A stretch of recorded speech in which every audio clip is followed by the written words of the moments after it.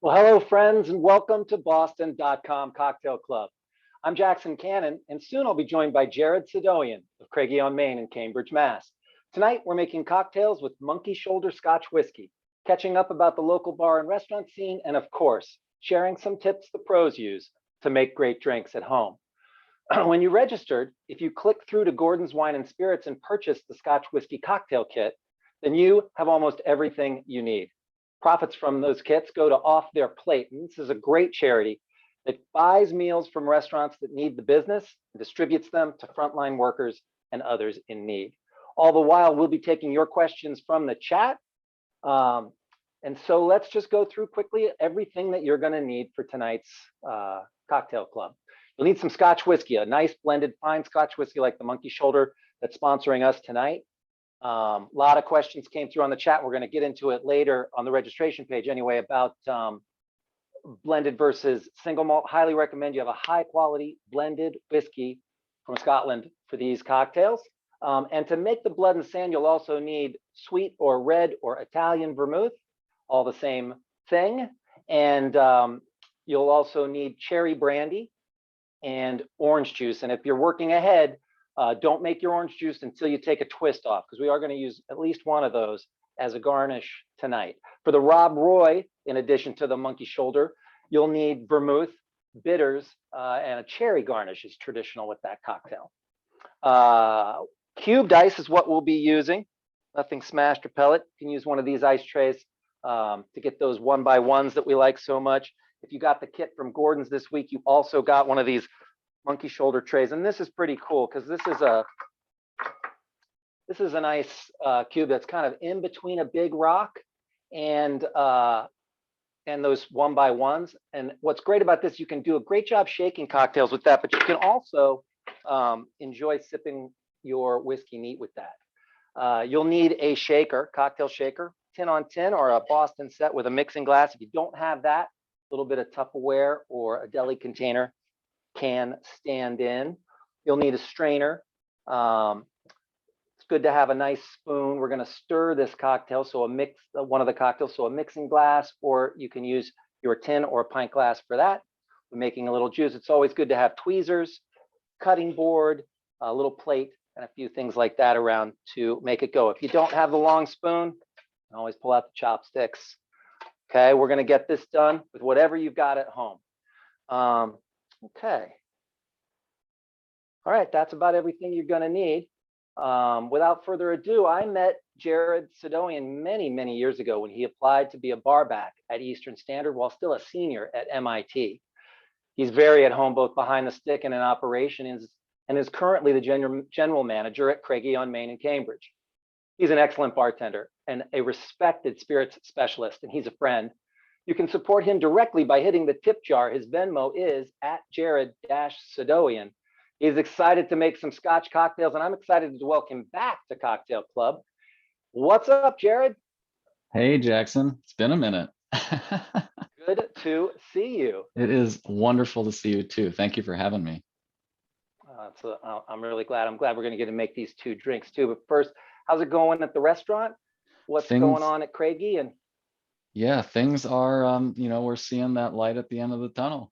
We've got our takeout operation is still running, but we're starting to put plans together to open another season of outdoor dining. Outstanding. Yeah. What else can we do to support? Can we get gift cards for when that outdoor area opens up ahead of time? Yeah, you can certainly get gift cards off our website. I mean, certainly the Craigie on Main burger is a sort of well-known little treat around town these days, and that's available to go as well. So if you've been craving a wonderful meal, we can certainly provide still, even though you may not be able to join us in person just yet. Well, looking forward to when we can. And folks, if you haven't gotten Chef Tony Ma's fabulous food to go with cocktails to go, you should do it while you can. I'm getting thirsty. You want to make a blood and sand with me? Yeah, I'd love that, actually. I realize this drink's about 100 years old, which is like young for a classic. But it's one of those drinks that has a bit of a weird reputation. I think I'm going to do, before I start mounting up the things, I waited to make my orange juice today. And just you took because that, I wanted to make sure. you took that twist off first, right? I'm about to do that. Yeah. Oh, yeah. So I just it's an interesting thing, but I really think it plays in the drink. I know a lot of people who make cocktails with citrus don't use the twist back over it all that often. Mhm. But with an orange here, I'm just going to kind of go in first in half and then kind of a little bit smaller. It's just a little big for my hand juicer. So I'm just going to do some quarters. That's going to make this go real fast into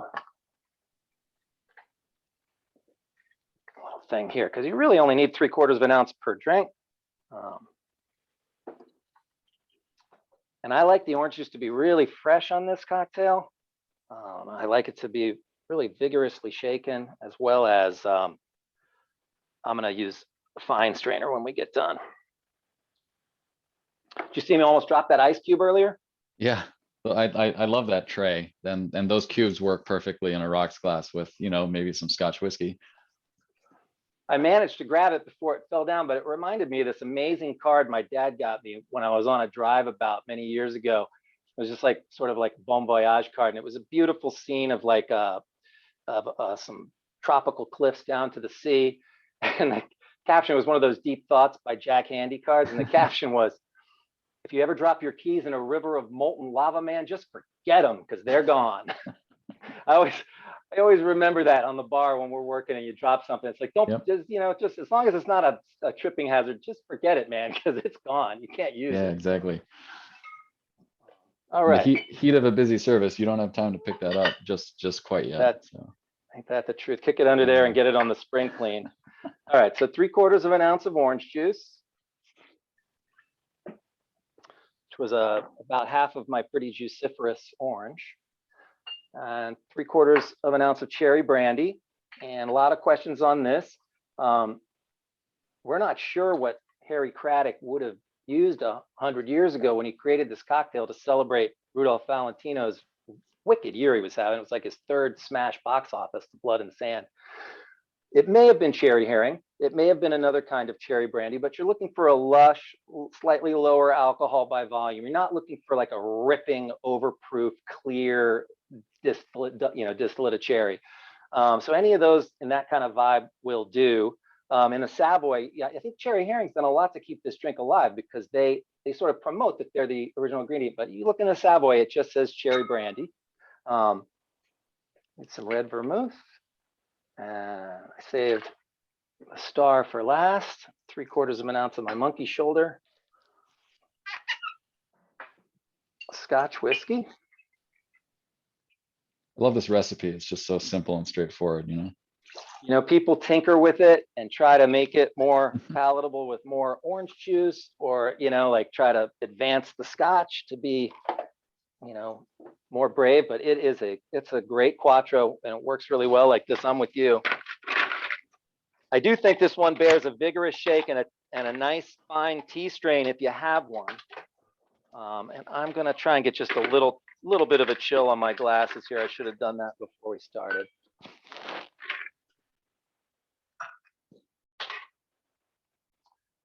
And I'm gonna lean into it here.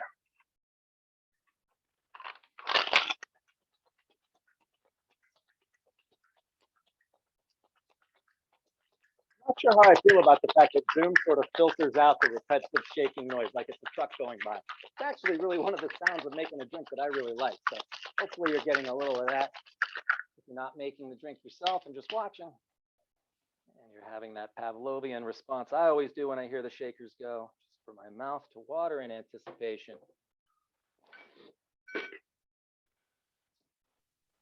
Okay. I've got a Hawthorne strainer. I'm going to double strain into a tea strainer. And you can see the drink kind of looks the name, right? It's this terracotta, sort of murky, bloody, brown red. And then I'm going to do a twist over the top. So always when we're doing our twist, we've got the pith side. We're going to keep that towards us. And we're going to have the skin side, that's toward our drink. And if you've done this right, you'll see I have this little crema, this wash line up at top, and the bubbles are trying to get through the drink, but they're not really doing it. Just popping slowly. And then I'm going to just spritz this, boom, And I'm going to wipe a little bit of that off on here. And that just kind of, it does a lot of different things on a drink like this, reinforces the orange notes, but more than that, just adds a little bit of like this kind of refreshing bitterness to when you take a sip. So cheers to you, my friend. Cheers indeed. Great to share a drink with you, if not virtually.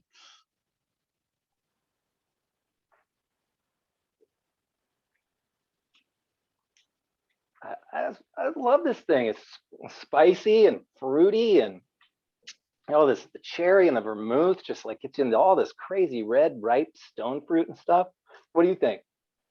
Yeah, it just hits all the right notes, I think orange juice, gets poo-pooed as an ingredient a lot because they say it, it is a sort of a complete drink on its own already, but I love what it does to this cocktail. It brings a little bit of sweetness that you need, a little bit of acidity just to kind of balance it out. And yeah, that just lovely orange flavor. I love orange juice myself, so this cocktail is right up my alley. Well, the test, if you ever try this with lemon juice, it's freaking awful. So it's not an accident. And it's not just hyperbole that he's reached for it in this Quattro. And I think another knock, this drink didn't have the popularity sort of to withstand people assailing it. But again, you wouldn't want to put a single malt in a cocktail like this. You need this, you need a quality blended Scotch so that you're not really trafficking in a lot of smoke here. You got the minerality, the maltiness, like a lot of elements of the whiskey that are there, but they're not like, this isn't meant to taste like a campfire, so. Just a couple quick questions from the chat. I would like to say to the one asking about Kirschwasser, that's exactly the kind of thing I'm saying probably not to try. That's just going to bring a lot more alcohol and not the kind of rich texture that you're looking for to the drink. I'm also going to say, yeah, sure, try this with some other whiskeys. I've never even thought to do that. Why not? Yeah. Why the heck not? Experimentation is always welcome. Yeah, I mean, until you try it, you don't know. I got a beautiful bottle of that rum-aged Tully Dew from a couple weeks ago, which is going to get its turn in this next chance I get. Hey, we're taking a lot of questions about, why blended Scotch? How is that different? Because I just said it, you don't want to use a single malt for that. And we've got a treat. We're very, very lucky to have on hand from William Grant, our sponsor for this edition of Cocktail Club with Monkey Shoulder, Sebastian Derbones, and he's coming with us and is going to give us a couple of minutes of talk about kind of that aspect of blended Scotch, what it is different than single malt, and exactly why Monkey Shoulder is so beloved in cocktails. Hey, Seb. Hello, sir. Hello. Good to see you, friend. The floor is yours. Thank you very much. You guys are making me thirsty. Thank you, Jackson, for having me.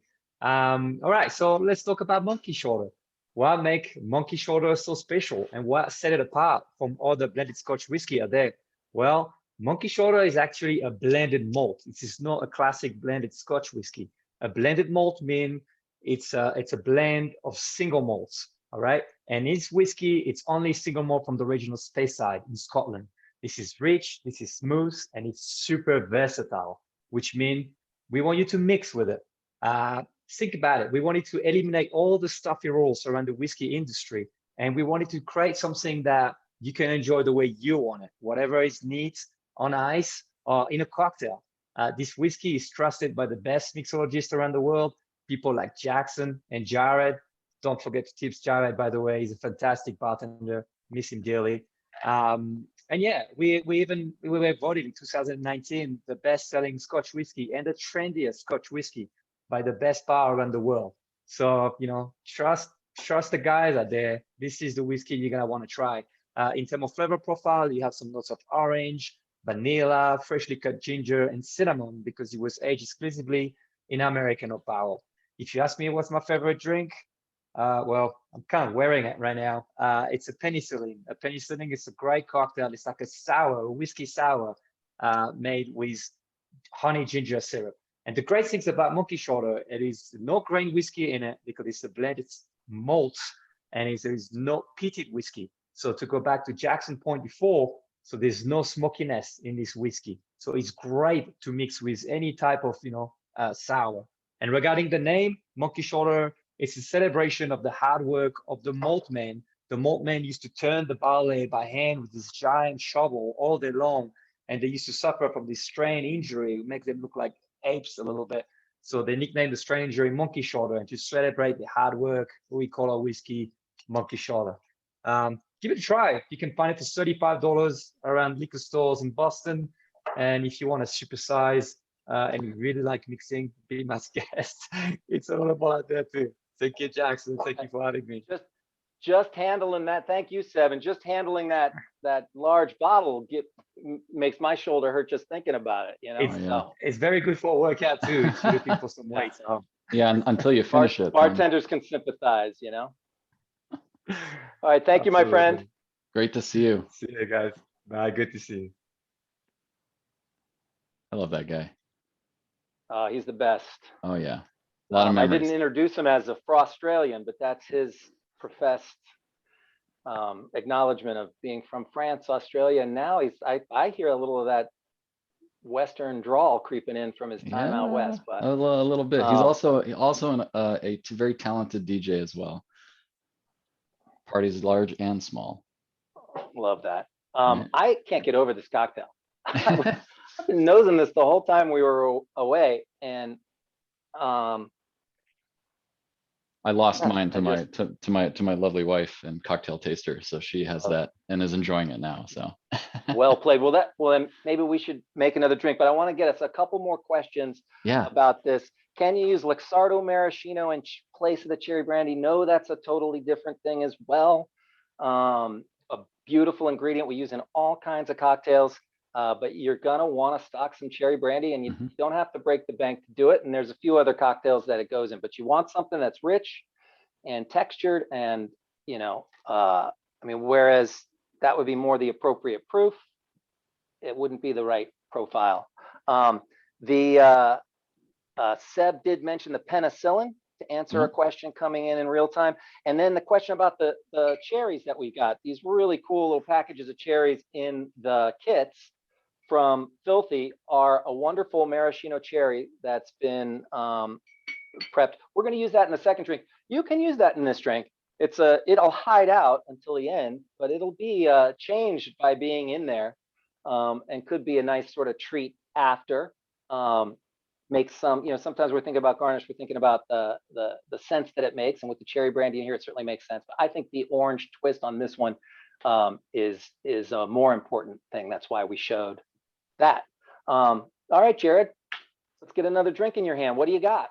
Yeah, so we started with the Blood and Sand with a little bit of citrus and that kind of like acidic, refreshing sort of take. And now we're going to sort of turn our focus to something a little more spirit forward and strong. We're going to make a really wonderful Manhattan variation called a Rob Roy. This one is also a little over 100 years old now, actually 116 years old, 1894, the Waldorf Hotel. A bartender is said to have created it, I believe, also for a play or some sort of a production of sorts. So really straightforward recipe. It sort of mimics a classic Manhattan, but what I love about it is that it is a totally different drink. And a really wonderful one at that. So we'll start. I'm going to add some Angostura bitters to this. We're just going to put a dash of bitters, just a little bit. I love bitters in cocktails. They sort of bring lots of disparate flavors together and help, I think, really make cocktails taste a little bit more than just the sum of their parts. And then next, an ounce of our sweet vermouth.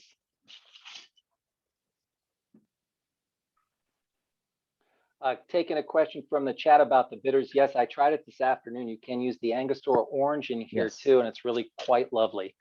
And that's a whole other exploration if you want to end up going down that train. I have a feeling the next thing I'm going to try is some chocolate bitters, because I think that actually might be fun too. But I'm going classic traditional Angostura with you tonight. Yeah, that certainly fits into the flavor profile of the Scotch too. There are thousands of different flavors of bitters out there, just really anything under the sun. So there's a whole world of exploration out there for those that are intrepid collectors. And then obviously we need our base spirit as well. So Monkey Shoulder Scotch, 2 ounces this time of the Scotch whiskey. This recipe, you'll notice, is a little different than the Blood and Sand. 2 parts spirit to 1 part modifier, whereas the other one was all equal parts. This is another very sort of classic recipe proportion to use as well. So we have all of our ingredients there. I have kind of a fancy straight walled mixing glass that has a little pour spout. You can use a pint glass. You can use the big side of a shaker tin. You can use a mason jar. I've made cocktails in Nalgene bottles before.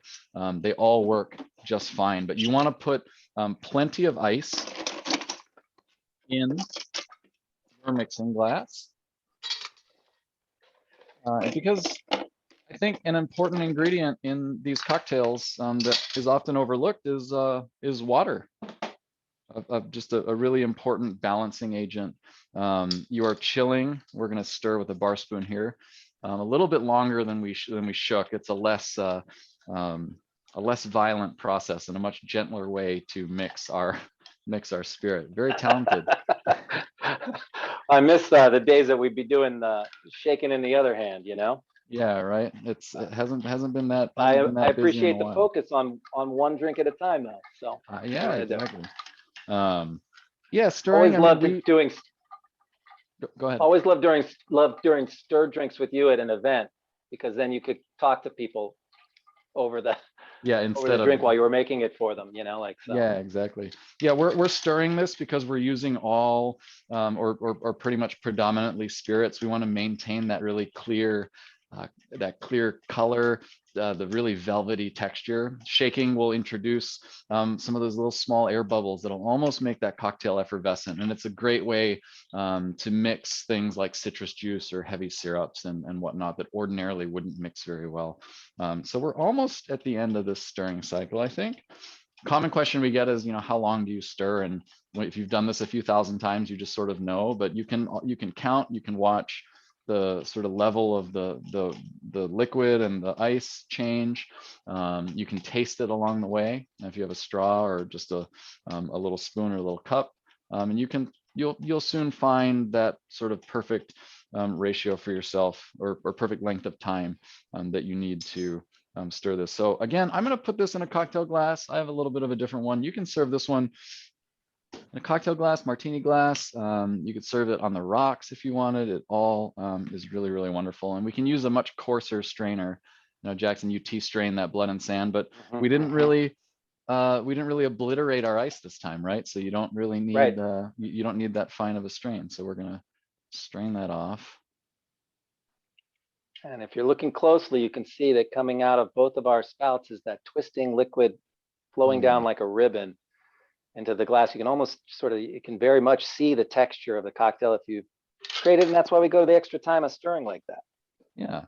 Now this one, you can certainly garnish with a cherry is the sort of classic garnish for this, and I have a little cocktail pick here with a couple of those delicious filthy cherries on there. Definitely a nice treat at the end of your cocktail, but also the bit of liquid on there will slowly work its way into the drink as well.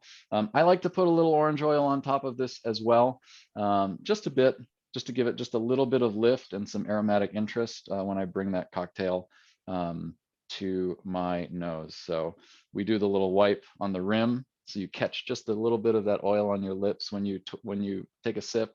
And from the Hawthorne, I'm also a big fat jerk, and I just put a little bit right on the stem. So if I pick this drink up, hey, cheers to you. You can smell that oil, taste the drink, wonderful. A little bit of that oil on your lips there is really nice. I'm going to set that drink down. I'll go back to talking to whatever, and there's just a bit of that orange aroma is really nice that just kind of stays with you. That whole experience of the drink, it's not just the liquid in the glass. What a wonderful cocktail. Wow, profound. And you certainly recognize it as a Manhattan variation, but it's just all of the overtones of the whiskey are so different. And that's the symphony that you get off of this. It's just again, more malted, Yeah. lots of layers of apricot and orange, and it's terrific. This is a great Really cocktail as regardable well cocktail. to sort of experiment with different whiskeys too, that can have radically different flavor profiles, leaving everything else the same too. So, yep, I'm gonna enjoy Well, this one. couple of questions coming in. I'll have you take a couple of them. Okay. All right. So tell our friends how long that bottle of vermouth they just opened will last, and how they should take care of it. Yeah, a friend of mine has been making quite an impression on social media these days, making these fun little cocktail videos. And the one that she just put out said, "Put your vermouth in the fridge." Vermouth is wine by and large. It has some other ingredients in it, but its base is wine. And so, like wine, it will go bad over time. It won't go bad in the sense that it'll make you sick, but it will change in flavor and will become somewhat unpleasant. It lasts a little bit longer if you can keep it cold, keep it sealed. If you have those little vacuum wine savers and whatnot, those work well too. In general, I would say anywhere from 2 to 4 weeks, depending on what sort of vermouth you have in the fridge, will last. I always advocate for buying vermouth in smaller bottles. So this 375 of Martini and Rossi is perfect. I'll be able to make 11 or 12 Manhattans out of that, or other cocktails certainly too. And then it'll be time for another bottle. And they're a little cheaper too, which is nice. We're getting some questions specific to different kinds of bitters. Peychaud's wouldn't be the one I reached first for on this drink, but would be pretty interesting, especially if I like to co-bitter with that a lot of times with Angostura, as you know. And then walnut bitters, when I see the question about walnut bitters, and it's one of those things like, what's the hardest part about, how do you know, like, you got a craft cocktail geek on your hands? It's the walnut bitters, right? That everybody that was where a lot of polite company parted with us and said, that's just crazy. But I bet that would be fantastic in this drink. Nuts is a do you have a great pairing. from the person saying thanks for the Nalgene tip? They're going to use that on their next hike. Oh, good. Also wondering, do you have a personal preference for the Manhattan or the Rob Roy? Personal, oh man. If I was gonna sit down at the bar and have some sort of Manhattan variation, it's probably gonna be a Rob Roy over a Manhattan, I think, personally. But that's not to say that a great Manhattan is not a fantastic cocktail to have. I love rye whiskey Manhattans, very different beast, that nice kind of dry spice from the rye whiskey that really just takes this drink in a totally different direction than the rich maltiness that we get from our friends at Monkey Shoulder here. I think I have to make a case here for another drink that you and I love, Bobby Burns, which I was hoping we were going to make one, but well, during a Freudian slip, I said we were at some point. That introduces Benedictine into this mix, and it's an easy recipe to find, and it's a drink that, if you love this drink, that's your next stop on the train. And you just all of these really great kind of stone fruit and cinnamon spice and lovely characteristics of this whiskey that come through on this drink are just reinforced and complemented by the nuts and berries in that Benedictine and the honey in there. Yeah, for those asking, it is the Bobby Burns, right? And it's also a great drink to enjoy on Robert Burns night. Oh, there you go. Exactly. What are your opinions about different vermouths in this cocktail? I like them all, but do you have among the big ones that people have a lot of access to, Martini and Rossi, Cinzano, Antica Formula, do you have ones that you think are better for this drink, or just a better starting place or personal preference? I think one of my favorites, and certainly one that gets a lot of bang for the buck, it is a little harder to find, but is still definitely around, is Coki's Vermouth de Torino. A Torrent style vermouth, a little bit richer, a little bit more fruit forward, but just nice, deep, dark bitterness behind everything. Really well balanced. Honestly, I drink that by itself. on the rocks with maybe a slice of citrus or whatnot. Someone mentioned Via, right? The domestic vermouth production. They make a teeny tiny bit of just really wonderful, wonderful vermouths that run kind of the gamut. There's lots of different styles that they're able to make, and they do a really wonderful job too. I think you carried a couple of those, I think, from them a while back. I've loved that stuff. You know, I first got turned on to them at the B-side, like a lot of things. Oh.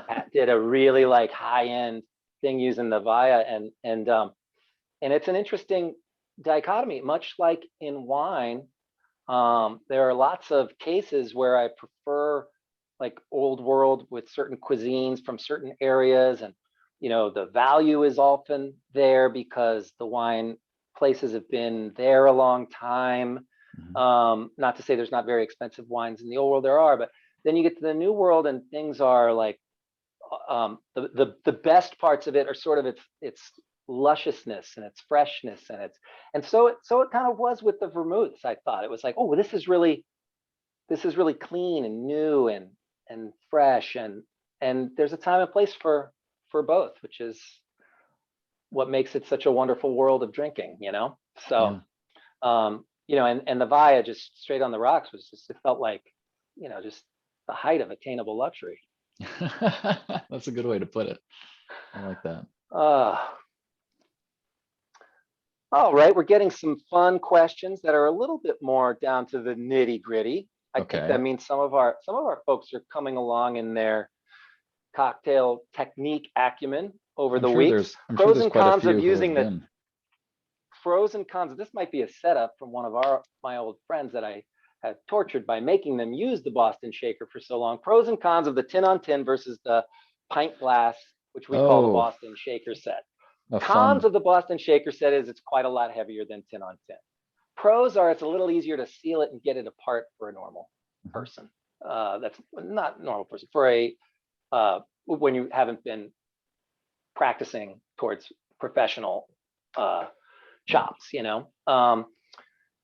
Pros again on the Boston shaker, you can do a lot of things in that mixing glass. People can see what you're doing. Dale DeGraff used to teach that as transparency, which is something I really do believe in. You can also see what you're doing. So if you've forgotten something, you see that you forgot it. I love the sound too above the tin on tin. I think it's just a little bit easier, especially in a loud bar setting. It's just one less thing adding to the volume. Yeah, it's there, but it's pitched down a little bit. It's not that high mid that the tin on tin is. Having said that, the tin on tin in your suitcase, and I can tell you from experience, is much better when somebody drops your suitcase. It's the conductivity of it is all has pretty much the same impact, but those tins get nice and cold quickly. You know, when in the hands of a pro, it's a very tight seal and a little bit lighter weight, and you magnify that over shift after shift after shift, and we're getting into our own version of monkey shoulder. You're a little bit better off sometimes on a tin on tin for the lightweight. So it's a bit of preference. It's been later in my career I've started doing a little more tin on tin just to make sure that I can do it, even after making such a strong case for the Boston shaker set. So I hope that that's a fun trip across why we would do each, you know. If you're only going to have one setup, I would go ahead and get a nice glass and tin. You know, it's there's just a stylisticness to it at home that I think is better, you know.